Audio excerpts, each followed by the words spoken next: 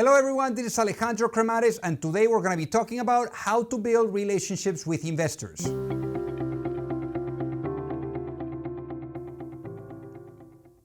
So building relationships with investors is everything because fundraising is all about trust. So in today's video, we're going to be breaking it down for you so that you can really get good insights as to how to do it with success. So with that being said, let's get into it.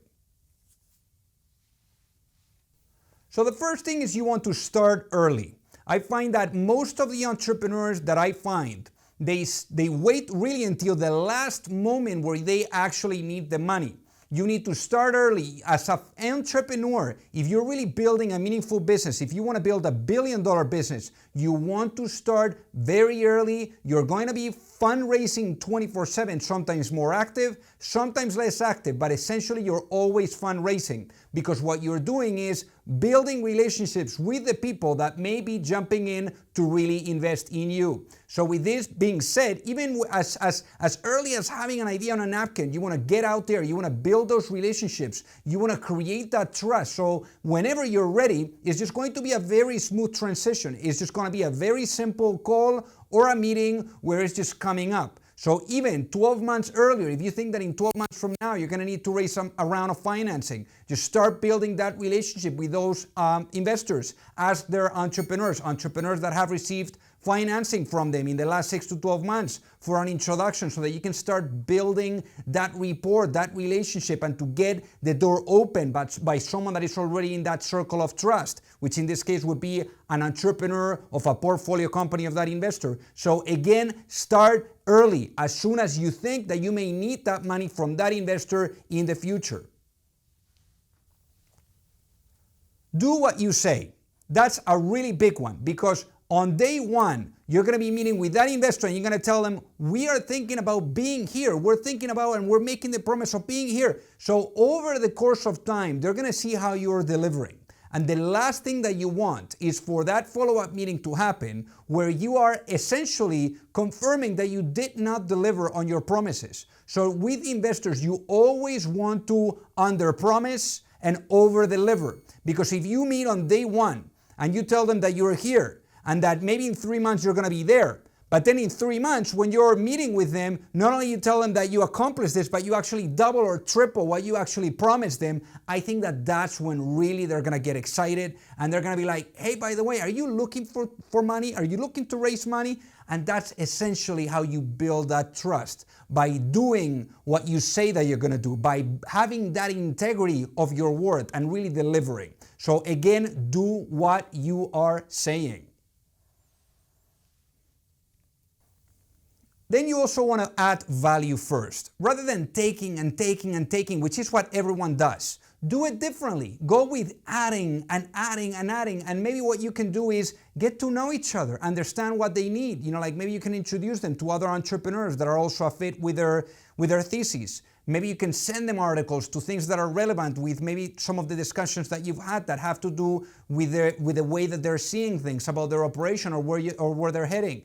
Maybe you want to give them tickets to maybe like a game. Maybe you have tickets to a game and you're not planning to go. Maybe you know that that investor likes that game. Maybe you give them the tickets. So again, it's all about adding value. And whenever, you can add such value, you should do that because they're going to appreciate that. And again, this is going to help also to really build that sense of friendship, which I think is very critical because ultimately investors in startups specifically, they invest in people and they invest in people that they like and that they see themselves spending time with because ultimately these people, they're going to really spend a lot of time with you, especially at a board level, helping you with defining the strategy and so forth. So that's why they really want to make sure that they get along with the people that they're investing in.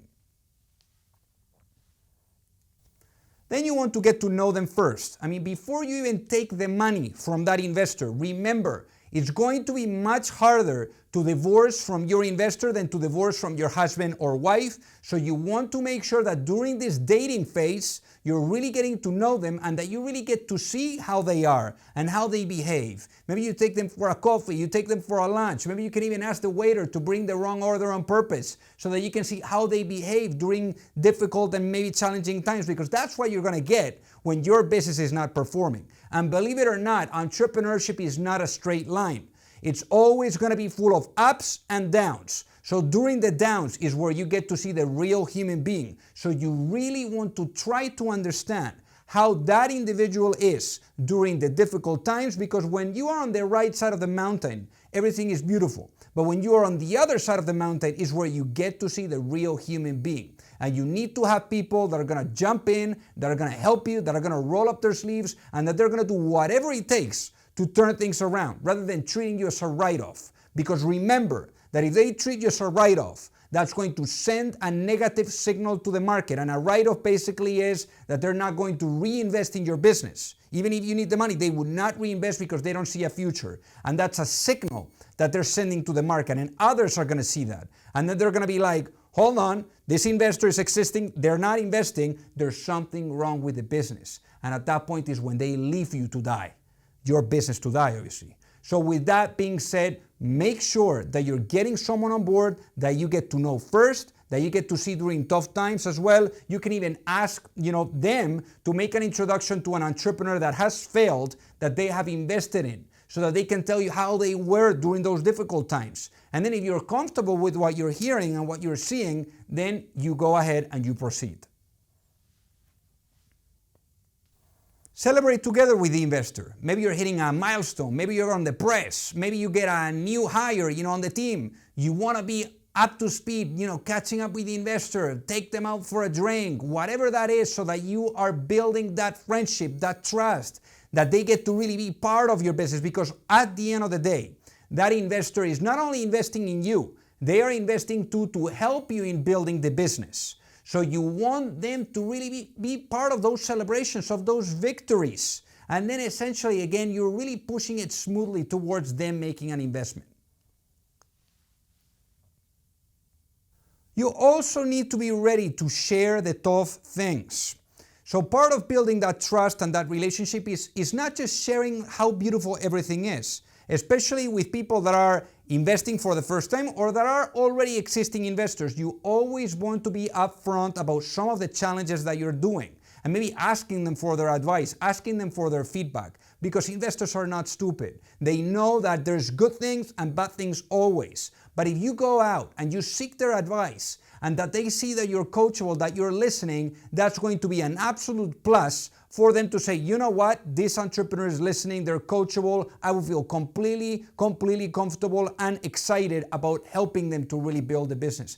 And that's where you want to take it. So always be authentic, don't be superficial, don't be fake, don't say lies, don't tell lies, because those are going to come out always. Next is you want to build or send regular updates, because by sending regular updates, you're going to be keeping them up to speed.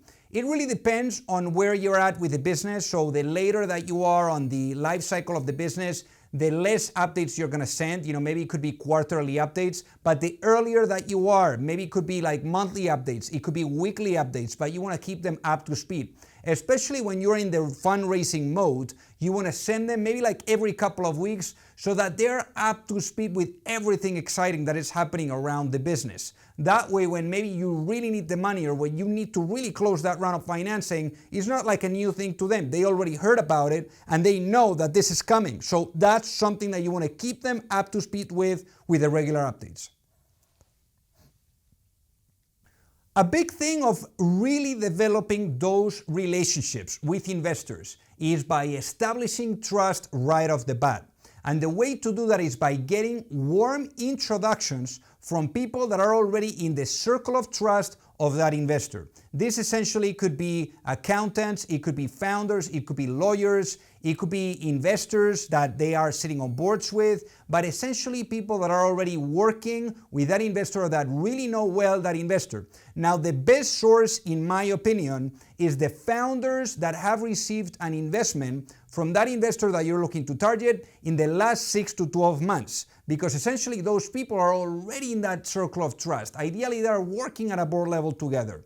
And at that point, you're going to get that founder to make the intro. And for that, you're going to be able to reduce the amount of time that it takes from first touch point to money in the bank.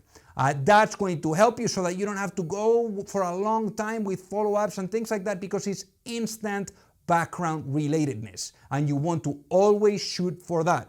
So I'd love to hear on the comment section below how you're thinking about developing the relationship with your own investors or with future investors. Also, like this video and subscribe to the channel so that you don't miss out on all the videos that we're rolling out every week.